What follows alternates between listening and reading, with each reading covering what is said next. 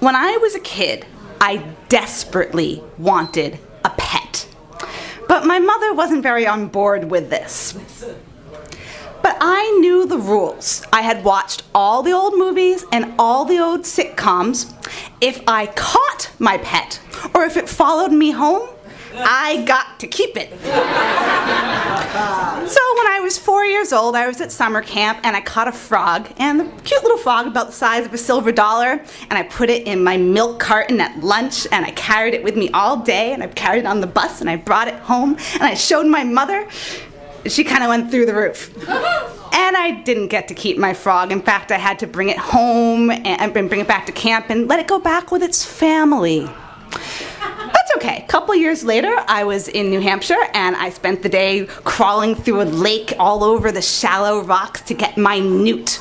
Took all day. Those things are fast. And I got my newt, and I presented it to my parents, and my mom was not pleased. But my dad was very proud of me.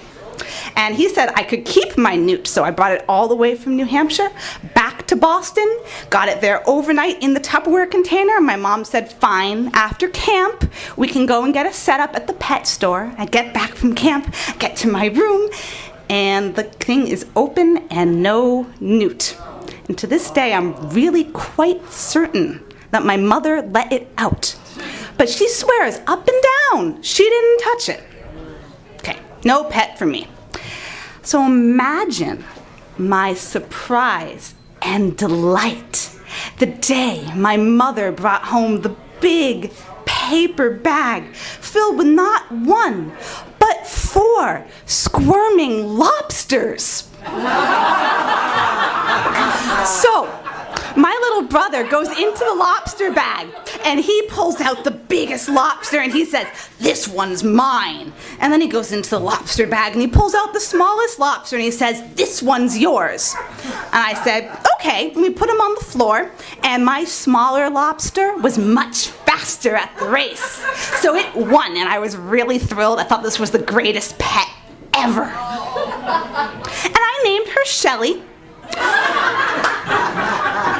And we did all the things a girl and her lobster would do. I set up little obstacle courses for Shelly to get around with the salt and pepper shakers on the kitchen table. I had her follow along my little lettuce leaf. It was wonderful. Now, my brother had wandered off because he was a little kid and he was off being destructive. My mom was making dinner. And she had, the big pot of water on the stove and was making all the dinner things, and I was enjoying my new pet. Now, a lobster isn't really the best pet. I mean, it wasn't a cat. You go to pet it. It's not very furry, And it's not gray and stripy like a cat. It's kind of mottled. I mean, I really thought lobsters would be bright red, but it was kind of mottled and gray. And, well, anyway, the worst thing about lobsters is you have to keep the rubber bands on the claws, because as I discovered, when you go to do the little claws to try and pet them, they pinch, and those hurt, so I can't even imagine what the big ones would be like. So I'm enjoying my pet lobster, Shelly, and my mom goes and she starts going into the bag and she's getting dinner ready, and then she comes for Shelly. And I guess I kind of knew somewhere in the back of my head that Shelly was probably not a pet, and probably for dinner, but it hadn't really sunk in until my mom came to boil and eat my pet.